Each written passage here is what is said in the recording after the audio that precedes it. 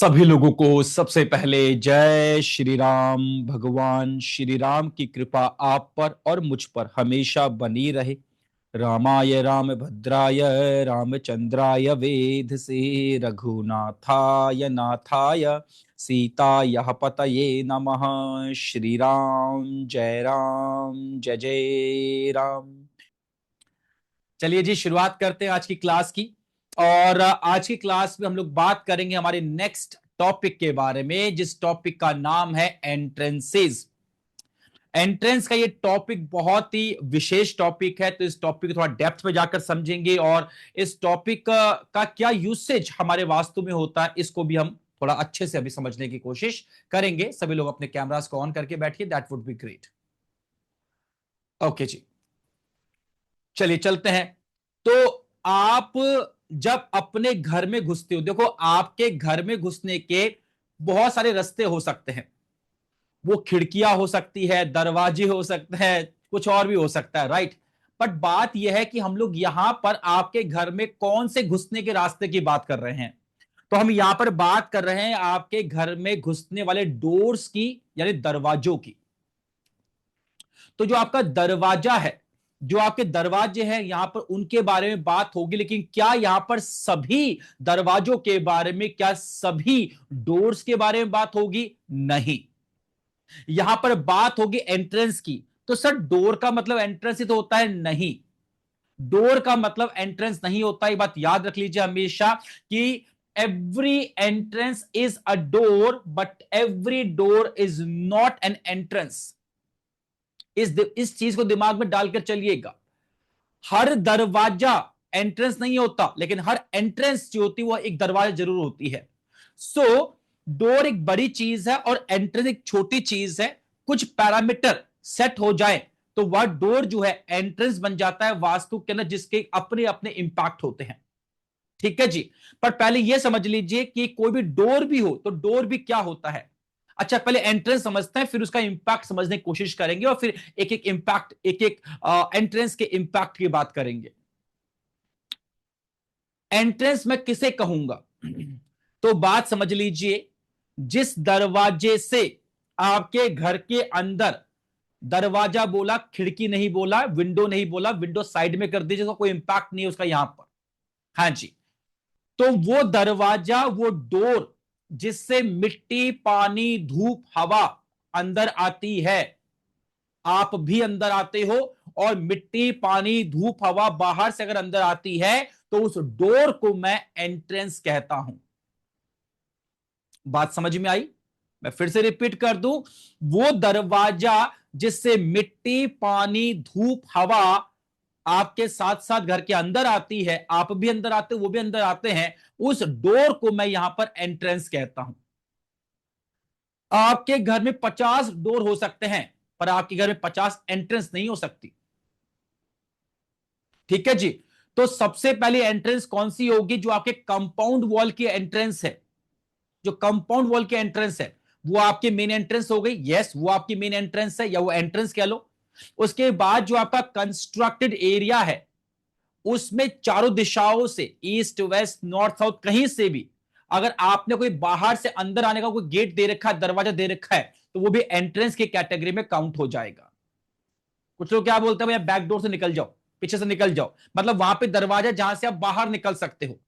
आपके कमरों के अंदर जो दरवाजे हैं, आपके रूम्स में जो डोर्स हैं, वो एंट्रेंस की कैटेगरी में काउंट नहीं होंगे, क्योंकि वहां से मिट्टी, पानी, धूप, हवा अंदर नहीं आते हैं। तो इसका मतलब यह हुआ कि जो एंट्रेंस है, एंट्रेंस आपके घर की चार दीवारी के जो आउटर वॉल है आपकी, उसी पर हो सकती है, या कंपाउंड वॉल पे हो सकती है। ठीक है जी। तो आपकी एंट्रेंस जो है या तो कंपाउंड वॉल पर होगी, या फिर जो आपका कंस्ट्रक्टेड एरिया है उसके आउटर वॉल्स पर होगी। कभी भी आपकी एंट्रेंस अंदर वाली दीवारों पर नहीं होगी। और जो बाहर वाले कंपाउंड वॉल कह लीजिए या कंस्ट्रक्टेड एरिया कह लीजिए, वहां पर जो भी डोर्स है, जो एंट्रेंस का रूल, जो भी उसकी उसकी कंडीशंस को पूरा कर रहे हैं, उन सब का एक इंपैक्ट आपके जीवन में, आपके घर के वास्तु में होने वाला है। आप बात समझने की कोशिश कीजिएगा। जब सर्दी के मौसम में, चलो अभी गर्मी की बात करते हैं, अभी एसी वगैरह सब ऑन है, कोई अच्छी चीज है, अच्छा लग रहा है खड़े होके, मजा आ रहा है पढ़ाने में। लेकिन जैसे ही मैं अभी जयपुर में रहता हूं, 40 डिग्री प्लस टेम्परेचर पहुंच गया है। जैसे ही मैं बाहर का जो मेन दरवाजा है थोड़ा बाहर निकल के जो वो खोलूंगा, बाहर जो लू आएगी ना, अरे भाई बंद करो उसको यार, बंद करो उसको भाई। वो जो गर्मी आएगी बंद करो उसको भाई। क्योंकि बाहर का एनवायरमेंट जो है और जो अंदर का एनवायरमेंट है वो अलग अलग है। और वो दरवाजा, वो डोर जो बाहर के एनवायरमेंट को अंदर के एनवायरमेंट से कनेक्ट करता, बीच में दीवार बन के खड़ा रहता है, उसे मैं एंट्रेंस कहता हूं। You got my point? बात आपको समझ में आ गया अच्छे से? तो रूम के दरवाजे हैं वो एंट्रेंस नहीं है। बाकी जो बाहर के एनवायरमेंट को अंदर के एनवायरमेंट से कनेक्ट कर दे, जहां से मिट्टी पानी धूप हवा अंदर आ सके, आप भी अंदर आ सको, उसे हम एंट्रेंस कहते हैं। और ये एंट्रेंस होगी आपकी 32। जो एंट्रेंस आपकी होगी वो 32 प्रकार की आपकी एंट्रेंसेस होगी, 32 तरीके की आपकी एंट्रेंस होगी। अब होता क्या है, ये 32 एंट्रेंस का मतलब क्या? ये 32 एंट्रेंस का मतलब है 32 एनर्जी फील्ड्स, 32 एनर्जी फील्ड्स इसका मतलब है। ये 32 एनर्जी फील्ड्स का मतलब है कि जब भी इस एनर्जी के ऊपर से ये जो एनर्जी काम करती है सो करती करती है, लेकिन जब भी इस एनर्जी के ऊपर से कोई भी एनवायरमेंट बाहर से अंदर की ओर कनेक्ट होगा, तो इसका एक सिम्टम निकल के आएगा, उसका एक मीनिंग होगा। और वो मीनिंग अच्छा या बुरा दोनों हो सकता है, जो आपकी लाइफ को अफेक्ट करेगा। मैं फिर से रिपीट कर देता हूं इस चीज को कि ये 32 प्रकार के जो एंट्रेंसेस है, एक बार यहां बना के दिखाता हूं इस चीज को। ये लीजिए, ये 32 एंट्रेंसेस। तो 1 2 3 4 5 6 7 8 9 10 11 12 13 14 15 16 17 18, कितने हो गए? ज्यादा कर दिए मैंने ना। मतलब ऐसे करके, मतलब हर दिशा में जो आपके पास में 8 8 एंट्रेंस होंगे, आप ये समझिए। इधर भी 8 होंगे, इधर भी 8 होंगे, इधर भी 8 होंगे और इधर भी 8 होंगे। इस तरीके से east west north south direction में, हर डायरेक्शन में आपके पास में 8 एंट्रेंस होगी। इस 8 एंट्रेंस का मतलब है, मान लीजिए ये कोई एंट्रेंस है यहां पर, तो यहां पर एक एनर्जी है। जब भी आप बाहर से अंदर आओगे तो आपको इस एनर्जी में से होकर आना पड़ेगा। तो जब भी बाहर का एनवायरमेंट कनेक्ट होके अंदर के एनवायरमेंट से इस एनर्जी के थ्रू मिलता है, तो उसका एक सिम्टम, एक मीनिंग और एक मतलब होता है। और वो मतलब जो है आपकी जिंदगी के लिए अच्छा और बुरा दोनों हो सकता है, जिसको अब हम सीखने वाले हैं। क्या इतना आप लोगों को क्लियर हो गया अच्छे से कि व्हाट इज एंट्रेंस? मुंडिला के आना करो प्लीज। परफेक्ट। चलिए जी, अगर ये हो गया है तब हम शुरुआत करेंगे अपने, हाँ जी, अब हम शुरुआत करेंगे हमारे नॉर्थ डायरेक्शन से। कि अगर आपका घर नॉर्थ फेसिंग है तो अंदर घुसने के लिए 8 एनर्जी फील्ड्स होंगे, और हर एक एनर्जी फील्ड के ऊपर एंट्रेंस बनने से उसका क्या रिजल्ट होगा, आइए उसको समझते हैं। ओके, सो सबसे पहले बात करते हैं हम लोग हमारे रोग नाम के देवता की N1 के एंट्रेंस की बात करते हैं। N1 के एंट्रेंस की बात करते हैं। सर ये किस तरह से निकलेगा, कैसे क्या होगा? जो ग्रिडिंग आप लोगों ने की थी, मैं रिपीट कर देता हूं, जो ग्रिडिंग आप लोगों ने की थी उस ग्रिडिंग से आपको ये समझ में आएगा। ठीक है जी। और इसके बाद ग्रिडिंग में क्या किया था हमने? हमने 16 दिशाएं बनाई थी। चलो मैं इसको आपको एक्सप्लेन कर दूं ताकि कंफ्यूजन क्रिएट ना हो कहीं पर भी। इसको अलग से कर लेते हैं एक बार के लिए, ताकि ये कंफ्यूजन भी खत्म हो जाए।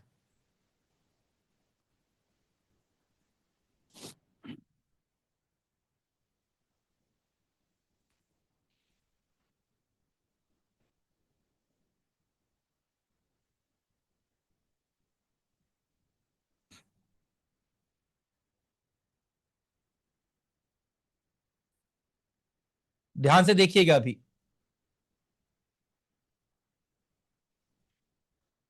ये कोई आपका घर मान लीजिए इसको एक प्रकार से, और मान लो ऊपर नॉर्थ है, इधर ईस्ट है, इधर साउथ है, इधर वेस्ट है, जो हमने पीछे सीखा था। आपको पता, आपने यहाँ पे ग्रेडिंग की होगी इस तरीके से। और इसमें आपने 16 दिशाओं का, 16 डायरेक्शंस का आपने निर्माण इसमें किया था। करेक्ट है इतना? अब मान लो यहां पर जो है आपने नॉर्थ डायरेक्शन बनाई थी, यहाँ पे नॉर्थ आ गई थी, यहाँ पे नॉर्थ नॉर्थ ईस्ट आ गई थी, यहाँ पे नॉर्थ ईस्ट आ गई थी, यहाँ पे ईस्ट नॉर्थ ईस्ट आ गई थी। ऐसे पूरा आपने निर्माण किया था। तो नॉर्थ हो गई, ये नॉर्थ नॉर्थ ईस्ट हो गई थी, ये आपके पास में नॉर्थ ईस्ट हो गई, ये ईस्ट नॉर्थ ईस्ट हो गई, ऐसे करके पूरी 16 डायरेक्शंस का आपने कंस्ट्रक्शन कर लिया था। ओके, अब हर एक डायरेक्शन में, जैसे नॉर्थ है, इस नॉर्थ डायरेक्शन में यहां पे आपके पास में दो एनर्जी फील्ड्स होंगे, दो एंट्रेंस इसमें बन सकती है। ठीक है जी, तो एक एंट्रेंस बनेगी यहां पर, एक बनेगी यहां पर। ऐसे नॉर्थ नॉर्थ इसके दो हिस्से कर लीजिएगा, तो एक एंट्रेंस बनेगी यहां पर, एक बनेगी यहां पर। ऐसे नॉर्थ इसके दो हिस्से कर लीजिएगा, एक एंट्रेंस बनेगी यहां पर, एक एंट्रेंस बनेगी यहां पर। ऐसे ईस्ट नॉर्थ इसके दो हिस्से कर लीजिएगा, एक एंट्रेंस बनेगी यहां पर और एक एंट्रेंस बनेगी आपकी यहां पर। इसका मतलब यह हुआ कि जो आपकी 16 दिशाएं हैं, जो आपकी 16 डायरेक्शंस है, उन 16 डायरेक्शंस में आपके पास में हर एक डायरेक्शन में आपके पास में दो एंट्रेंस आपको देखने को मिलेगी। और अगर हर एक डायरेक्शन में आपको दो एंट्रेंस देखने को मिलेगी तो आपके पास में 32 एंट्रेंसेस बन जाएगी। और हर एक एंट्रेंस एक एनर्जी है और उस एनर्जी का यूज करेंगे एंट्रेंस के रूप में, तो अपना रिजल्ट देगी, जिसको अब हम सीखने वाले हैं। इतना क्लियर हो गया आप लोगों को सबको? मुंडेला क्या ना बोलो। ओके जी, चलिए तो अब आगे बढ़ते हैं और शुरुआत करते हैं हमारी सबसे पहली एंट्रेंस के साथ में। जो हमारी सबसे पहली एंट्रेंस है, इसका नाम है हमारे पास में N1 की एंट्रेंस। N1 का मतलब क्या हुआ? जो पूरी नॉर्थ की डायरेक्शन है उसमें जो पहली एंट्रेंस होगी उसे कहेंगे N1, जो दूसरी होगी N2, जो तीसरी होगी N3, चौथी होगी N4, N5, N6, N7, N8, ऐसा बोलेंगे। जो ईस्ट डायरेक्शन में आपकी 8 एंट्रेंसेस होगी उसको कहेंगे ई, मतलब ईस्ट। सो E1, E2, E3, E4, E5, E6, E7, E8। ऐसे साउथ में जो आपकी 8 एंट्रेंसेस होगी, S1, S2, S3, S4, S5, S6, S7, S8। वैसे ही वेस्ट डायरेक्शन में जो आपके पास में 8 एंट्रेंसेस होंगी वो बनेगी W1, W2, W3, W4, W5, W6, W7 और W8। राइट, तो हम पहले N1 की बात यहां पर करेंगे। तो N1 पे अगर आपकी एंट्रेंस बनती है तो उसका क्या रिजल्ट और इसका क्या सिम्टम होता है, आइए इसको समझते हैं। अगर N1 पे एंट्रेंस है तो ये एंट्रेंस बहुत ही बकवास कैटेगरी की एंट्रेंस मानी जाएगी। क्यों? अब बात समझिएगा। ऐसे कुछ एंट्रेंसेस होगी, मैं कहूंगा भैया देखते ही बंद कर दो इसको। बंद मतलब ब्लॉक कर दो इसको, या इसको बंद कर दो या इसको ट्रीट कर दो। या तो बंद कर दो परमानेंटली, दरवाजा बंद कर दो, दीवार खड़ी कर दो वहां पे, या फिर इसको जो आगे जाके रेमेडीज बताऊंगा उसके थ्रू इसको ट्रीट करो। कुछ एंट्रेंस ऐसी आएंगी जो मैं कहूंगा देख लो, अब डिपेंड करता क्लाइंट के ऊपर, वो इसको अच्छा मानता है कि बुरा मानता है। वो उसको बुरा मानता है तो ट्रीट करेंगे, बुरा नहीं मानता तो ट्रीट नहीं करेंगे, कंडीशनल है वो।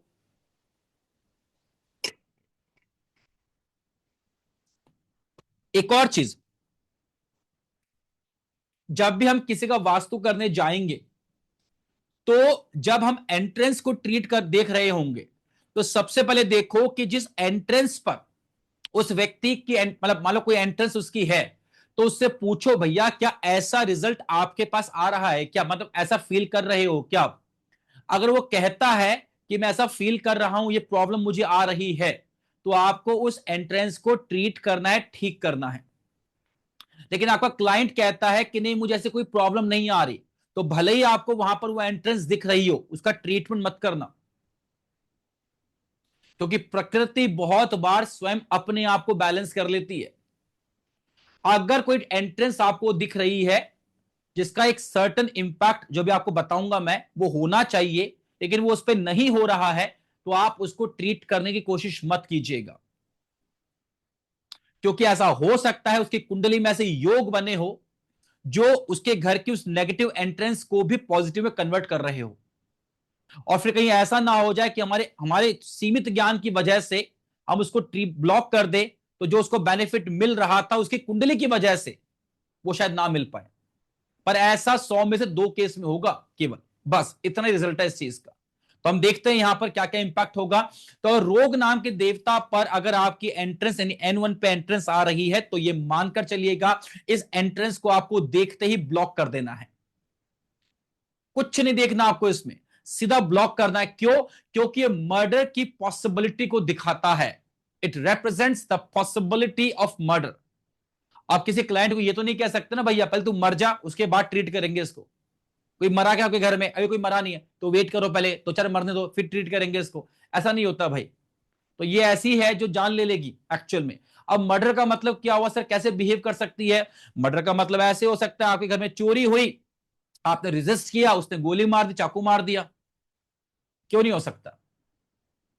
मर्डर का मतलब अभी पहलगाम में जो हुआ वो भी हो सकता है, हाँ हो सकता है, परफेक्ट एग्जांपल है जो भी हुआ। मर्डर का मतलब ये भी तो हो सकता है कि आप रोड पे जा रहे थे, आपकी गाड़ी किसी से भिड़ गई और हल्की से कहा सुनी हुई नहीं, और वो बंदा तैश में आ गया, डंडा निकाल लिया, सिर पे मार दिया आपके, मर गए आप। मर्डर तो ऐसे भी हो सकता है। तो मर्डर तो वो कैसे भी हो सकता है जी। रात को गए थे कहीं पर घूमने के लिए, चार गुंडे आ गए, गाड़ी लगा दी आगे, पकड़ लिया आपको, गला काट दिया, लूट के ले गए।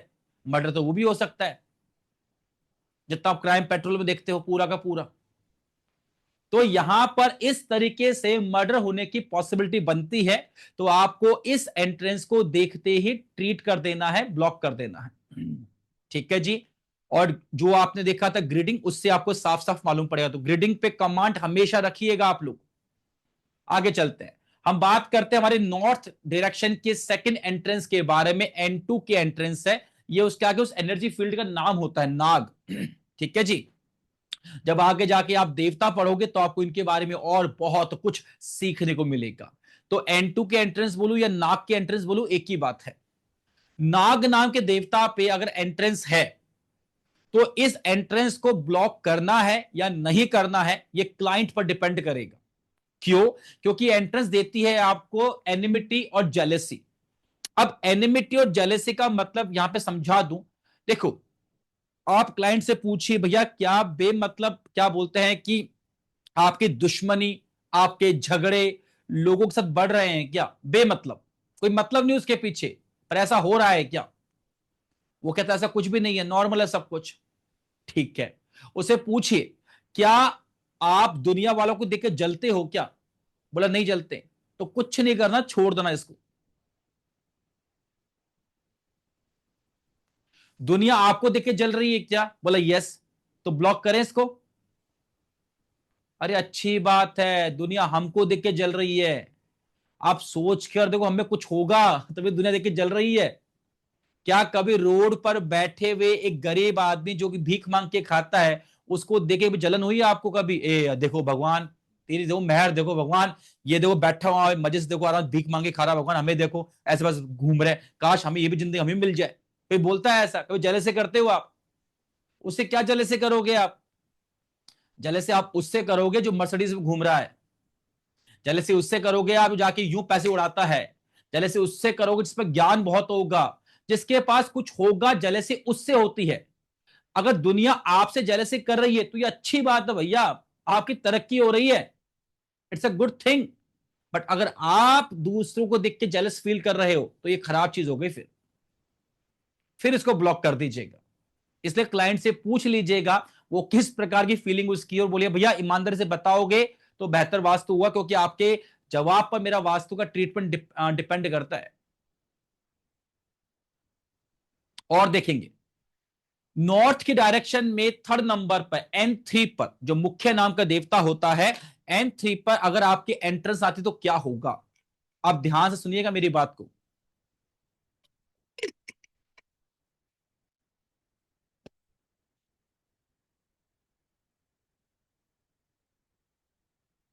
आपकी जो 32 एंट्रेंसेस हैं, हर दिशा में 8 एंट्रेंस है। अगर मैं ईस्ट वेस्ट और नॉर्थ साउथ में डिवाइड करूं तो, चार दिशाओं में डिवाइड करूं तो इन 32 दिशाओं में से 8 दिशाएं बहुत अच्छी है, बिना किसी डाउट के, अनडाउटेडली 8 दिशाएं इसमें से, 8 हो गई क्या? नहीं, अब 8 हो गई। 8 दिशाएं बहुत अच्छी है, एक्सीलेंट कैटेगरी की है।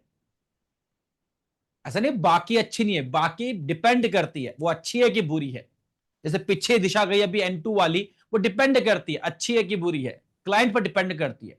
बट 8 दिशाएं, नॉर्थ में से दो, ईस्ट में से दो, साउथ में से दो और वेस्ट में से दो, 2 डायरेक्शंस, जो ऐसे करके 8 direction, 8 directions, 8 energy fields, 8 entrances, अपने आप में हर जगह अनडाउटेडली बहुत अच्छे हैं। सर वो कौन कौन से हैं? तुमको याद करना बहुत सिंपल है, 34।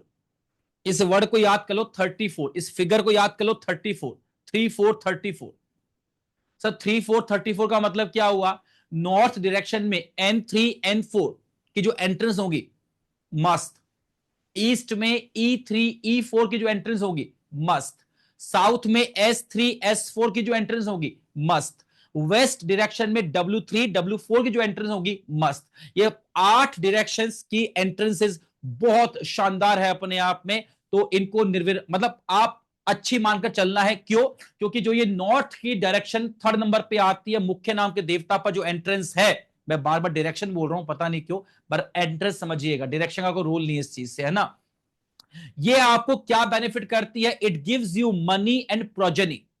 मनी एंड प्रोजेनी का क्या मतलब हुआ यहां पर कि जब N3 पर, जब N3 पर जब आपकी एंट्रेंस बनती है तो संतान उत्पत्ति होती है, मतलब बच्चा होगा ही होगा उस घर के अंदर। मतलब ये एक तरह से इंश्योर करती है कि प्रोजेनी होगी ही होगी,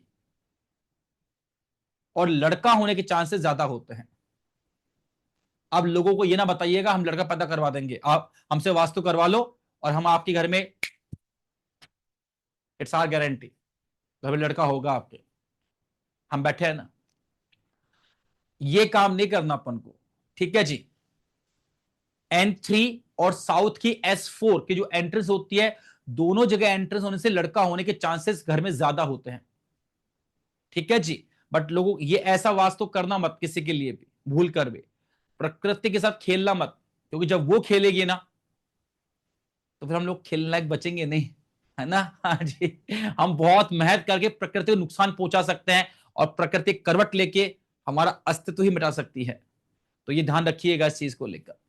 खैर, तो यहां पे मनी एंड प्रोजेनी, यानी अगर नॉर्थ के डायरेक्शन में अगर आपकी एंट्रेंस बनती है तो ये पैसों के लिहाज से और नर संतान यानी बॉय चाइल्ड के हिसाब से बहुत अच्छी एंट्रेंस मानी जाती है। इसके बाद जो आप, ऐसा बाल गोपाल प्यारा सा, ओके जी, इसके बाद जो आपकी N4 की एंट्रेंस है, यानी जो भल्लाट की एंट्रेंस है, नाम इसका भल्लाट है एनर्जी फील्ड का। तो N4 की एंट्रेंस भी आपके लिए वही काम करेगी जो N3 की एंट्रेंस करेगी पैसों के मामले में। मतलब ये आपके लिए पैसों की कमी आने नहीं देगी। ये जो एंट्रेंस है ये इस बात को इंश्योर करती है कि आपके जीवन में पैसों की कमी ना आए, पैसा कमाने के बहुत सारी ऑप्शंस, बहुत सारी मौके या डायरेक्शंस आपको देती रहेगी, ठीक है जी। ओके जी, so it gives you abundance, it gives you prosperity, money, everything. तो N3 N4 के एंट्रेंस काफी अच्छी एंट्रेंस मानी जाती है। इसके बाद जो हमारी N5 के एंट्रेंस है, जो कि सोम नाम के देवता की एंट्रेंस मानी जाती है, ये एंट्रेंस अच्छी भी है बुरी भी है, डिपेंड करता है क्लाइंट पे। मैं फिर से रिपीट करता हूं, ये एंट्रेंस अच्छी भी है बुरी भी है, डिपेंड करता है क्लाइंट पे। अब क्लाइंट पे डिपेंड कैसे करेगा सर? तो पहले ये समझिएगा देती क्या है। ये देती है रिलीजियस माइंडसेट, ये देती है रिलीजियस माइंडसेट। आपका दिमाग बहुत ज्यादा रिलीजियस बना देगी, नहीं नहीं ये सही नहीं है, ये तो गलत है, ये मैं नहीं करूंगा, ऐसा, इस तरीके का। अब सोच कर देखिए, अगर आप एक एम्प्लॉय है और आपके घर की एंट्रेंस N5 पर आ रही है, जो कि आपको रिलीजियस माइंडसेट दे रही है, तो आप एक बहुत अच्छे एम्प्लॉय माने जाएंगे। पता है क्यों? क्योंकि एक एम्प्लॉयर चाहता है कि जो उसके अंडर में जो एम्प्लॉय हो वो भगवान से डरने वाले हो, धार्मिक हो, खराब काम करने से पहले 100 बार सोचे।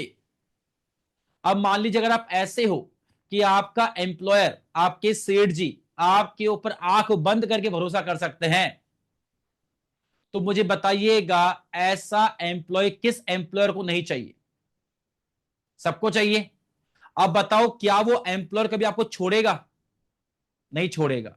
आपको जो ग्रोथ चाहिए होगी, जो इंप्रूवमेंट चाहिए वो देगा आपको, बिल्कुल देगा। जब आप कहोगे सेठ जी मुझे कहीं और जॉब मिली है, वहां यहां सैलरी 50,000 है, वहां मुझे 1 लाख दे रहे हैं, वो सेठ जी बोलेंगे तुझे मैं दूंगा 1.5 लाख रुपए, तू मेरे यहीं रुक जा। तो एक एम्प्लॉय के पॉइंट ऑफ व्यू से अच्छा हुआ कि नहीं हुआ? यस और नो? अच्छा हुआ ना। ऐसा एम्प्लॉय कि मान दूसरे लोग बोल रहे हैं सेठ जी बकवास है, हमारा हक खा लेते हैं, हमें तो तनख्वाह कम मिलती है, क्या बोले, देख यार सेठ जी है, देख देख उन्हीं की वजह से अपना घर चल रहा है आज, तो प्लीज उंगली खराब मत बोलो आप। जबकि इसका कोई वो नहीं है कि सेठ जी इसको एक्स्ट्रा पैसा दे रहे हैं, कुछ और दे रहे हैं, बट सोच ही ऐसी बन जाएगी रिलीजियस वाली। तो अच्छी बात है। लेकिन उल्टा करो, अगर मान लीजिए आप एक एम्प्लॉयर हैं और आप ऐसे रिलीजियस माइंडसेट के व्यक्ति हो गए, तो आप बर्बाद हो जाओगे। सर ऐसा क्यों बोल रहे हो आप? ऐसा इसलिए बोल रहा हूं कि समझ के देखिएगा। आप जो है एम्प्लॉयर और मैं एम्प्लॉय, और आपके घर में N5 पे एंट्रेंस है। अब आपने मुझे कहा ये काम कर दीजिएगा, मतलब क्या बोलते हैं 3 बजे तक, मैं कहा ठीक कर देंगे। फिर आप मेरे पास आए या आपने किसी को भेजा तो देख क्या काम हो गया कि 3 बज गए, और काम आधा काम भी नहीं किया मैंने, तो उसने आगे कहा आपको दूसरे पियोन ने कि सर काम उन्होंने अभी तक नहीं किया पूरा। अब आप में हिम्मत नहीं है। अब आप क्या बोलोगे यार? आप बोलोगे यार क्या है यार, मतलब लोगों को अपने आप समझना चाहिए। कहा तो 3 बजे तक मुझे काम पूरा चाहिए है, 3 बजे तक काम पूरा हुआ नहीं है, आधा काम अभी किया नहीं है, लोगों को समझना चाहिए अपने आप। अब क्या बोले जाके उनको बार बार जाके उनको कि काम क्यों नहीं किया जाके चल रहा है? खुद को समझना चाहिए कहीं ना कहीं। अरे भैया एम्प्लॉय खुद नहीं समझता, एम्प्लॉय को समझाना पड़ता है, चिल्लाना पड़ता है उसके ऊपर, और कभी कभी 2 गालियां बकनी पड़ती है उसको भाई, तब जाके एम्प्लॉय काम करता है। क्योंकि एम्प्लॉय को प्रॉफिट से मतलब नहीं है, एम्प्लॉय को सैलरी से मतलब है, और सैलरी फिक्स होती है, उसमें फ्लक्चुएशन नहीं आता। तो अगर आप इस तरह सोचोगे, इनको अपने आप सोचना चाहिए। देखो अब क्या बोले, सब भगवान के बनाए हुए लोग हैं, क्या बोले बताओ इनको। अब देखो, अब रोज रोज क्या बोला जाए, मतलब अब तो भाई बोलना पड़ेगा मेरे भाई, बोलना पड़ेगा भाई, नहीं बोलेगा तो काम नहीं बनेगा। ये है एंट्रेंस। तो एक एम्प्लॉय के पॉइंट ऑफ व्यू से it is a very very good entrance, लेकिन एक एम्प्लॉयर के पॉइंट ऑफ व्यू से it is not at all good entrance. बिल्कुल भी अच्छी एंट्रेंस ये नहीं है एम्प्लॉयर के पॉइंट ऑफ व्यू से।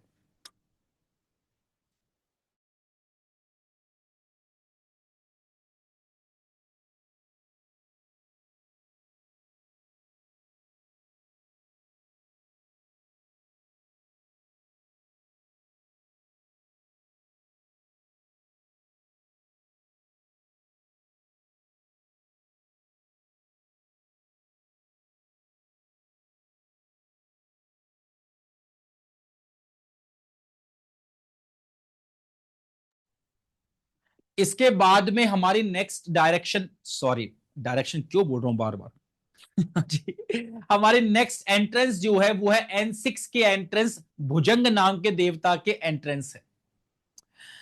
अब जो ये N6 की एंट्रेंस है, जो भुजंग नाम की एनर्जी फील्ड को पार करके आती है, यहां पर अगर आप एंट्रेंस बनाएंगे तो दुनिया वालों के लिए आप अजूबे बन जाएंगे। हैं अजूबे क्यों सर? क्योंकि यहां की एंट्रेंस जो है वो देती है आपको फनेटिक बिहेवियर। सो फनेटिक बिहेवियर का मतलब क्या है यहां पर, वो उसका मीनिंग समझ लीजिए। फनेटिक बिहेवियर का मतलब होता है अजीबो गरीब आपका व्यवहार है, आपका बिहेवियर जो है वो बहुत अजीबो गरीब है, समझ नहीं आता, मतलब अजीब लोग हैं यार थोड़े से ये ना वर्ड अजीब, ये अजीब ही है अपने आप में। आपने किसी कुछ बिगाड़ा नहीं, कुछ खराब किया नहीं, बट लोगों के साथ आपका व्यवहार ऐसा होगा यार, लोग थोड़ा अजीब है यार, ये थोड़ा टेढ़े लोग हैं, थोड़ा सा अजीब है, कुछ बिगाड़ा उन्होंने आपका, कुछ खराब किया आपका, खराब कुछ नहीं किया लेकिन अजीब है थोड़े से, मतलब एक कनेक्टिविटी नहीं बैठती इनके साथ में। तो अगर आपका N6 का एंट्रेंस है भुजंग नाम के देवता पर, तो फिर आपकी कनेक्टिविटी दुनिया वालों के साथ में होना थोड़ी सी कमजोर हो जाएगी। अगर यहां से कमजोर होगी तो जो ईस्ट की डायरेक्शन आपको देती कनेक्टिविटी, उस पर भी इनडायरेक्टली इंपैक्ट आएगा, इसका याद रखना। चीजों को कनेक्ट करना सीखो अब। इसके बाद में जो आपकी अगली एंट्रेंस है अगली एंट्रेंस जो है आपकी, वो है आपकी N7 की एंट्रेंस। अगली अदिति नाम का देवता यहां पर होता है और उसकी एंट्रेंस यहां पर है। और अदिति नाम के इस देवता पे जब आपकी एंट्रेंस बनती है तो ये अच्छा है कि बुरा है पता नहीं, आप खुद तय कर लो। क्योंकि यहां पर जब एंट्रेंस होती है तो इस घर की जो लड़कियां होती है वो फैमिली ट्रेडिशन को फॉलो नहीं करती। अब इसका क्या मीनिंग हुआ वो समझ लीजिए। इसका मीनिंग ये हुआ, इसका मीनिंग ये हुआ कि आपके घर की कुछ कुछ नियम कायदे हैं आपके। आप मूवी देखिएगा कौन सी, शादी में जरूर आना। अरे मैं बुला नहीं रहा आपकी शादी में, मतलब मैं बता रहा हूं क्या बोलते हैं कि मूवी का नाम है ये, शादी में जरूर आना। लोग लिखेंगे सर कब। हाँ जी। सो उस मूवी में आप देखेंगे तो लड़की की माँ, लड़की की बहन जो होती है बड़ी, जब जाती ससुराल जाती है लड़की के, तो बोलती है आपने अच्छा किया, ये क्या बोलते हैं कि आपने इसको भी, लड़की का नाम क्या होता भूल गया मैं, कि आपने इसको भी जो है वो जॉब करने की परमिशन दे दी। तो वो सासू बोलती है उसकी, परमिशन दे दी, किसने कहा? मिश्रा खानदान की बहुएं जॉब नहीं करती। ठीक है जी। तो मिश्रा खानदान की बहुएं जॉब नहीं करती। अभी क्या है ये उनके वहां का ट्रेडिशन हो गया कि हमारे खानदान की बहू जॉब नहीं करेगी। अब अगर उस घर में N7 पे एंट्रेंस है तो उसी घर की बहुएं जॉब करेंगी। अब इसका मतलब यह हुआ हमारे परिवार में ऐसा है साहब कि जो लड़कियां हैं वो जीन्स नहीं पहनेगी, जीन्स नहीं पहनती। अब भाई तुम्हारे ही घर की लड़कियां जीन्स पहनेगी अगर N7 पे एंट्रेंस है तो। हम अभी अच्छी है बुरी मुझे पता नहीं, ये आप खुद सोचो। हमारे घर की लड़कियां जो है वो बॉलीवुड में काम नहीं करती। अब तुम्हारे ही घर की लड़कियां बॉलीवुड में काम करेंगी। हमारे घर की लड़कियां लॉयर नहीं बनती, अब तुम्हारे ही घर की लड़कियां लॉयर्स बनेंगी। कहने का मतलब यह है कि जो आपका फैमिली ट्रेडिशन है, जो आपकी परंपराएं हैं, आपके घर की बच्चियां उनको मानने से इनकार कर देंगी। यह इसका मतलब हुआ। अभी रिसेंटली एक घर देखा, ऑनलाइन कंसल्टेशन दी, उनके N7 पे एंट्रेंस थी और प्रॉब्लम भी कुछ इसी प्रकार की थी। प्रॉब्लम बहुत मेजर थी, वो बता नहीं सकता आपको मैं, काफी मेजर प्रॉब्लम थी। और वहां पे अभी रिसेंटली एक हफ्ते पहले तो अभी N7 की एंट्रेंस देखी और वो एंट्रेंस बहुत बहुत बहुत खराब एंट्रेंस। कितना एक घर की लड़की पे इंपैक्ट डाल सकती है वो आप सोच ही नहीं सकते। ठीक है जी। तो जब भी आपको दिखे इस प्रकार की सिचुएशन जरूर से फोकस कीजिएगा। बात करते हैं अगले एंट्रेंस के बारे में। जो एंट्रेंस आती है आपकी N8 पर, नॉर्थ डायरेक्शन की ये आखिरी एंट्रेंस है। तो जो N8 की एंट्रेंस है ये दिति नाम के देवता की एंट्रेंस है। और यहां की एंट्रेंस जो है मैं फिर से कहूंगा ये अच्छी है या बुरी है वो क्लाइंट पे डिपेंड करता है। अब कैसे करता है कि ये जो एंट्रेंस है वो देती है आपको बैंक लोन। बात बैंक लोन की नहीं है, बात है सिर पे कर्जे की है, माथे पे कर्जा, सिंपल ये समझो। सिर्फ बैंक लोन मत पकड़ लेना, लोन ये पकड़ लो, डेट पकड़ लो, कर्जा पकड़ लो, ऋण पकड़ लो। अब ये जो एंट्रेंस है ये आपके सिर पे लोन चढ़ा के रखती है हमेशा। अब बताइएगा ये अच्छी बात है कि बुरी बात है? जो व्यक्ति बहुत छोटा सोचता है वो कहेगा बुरी बात है, जो व्यक्ति बहुत बड़ा सोचता है वो कहेगा डिपेंड्स।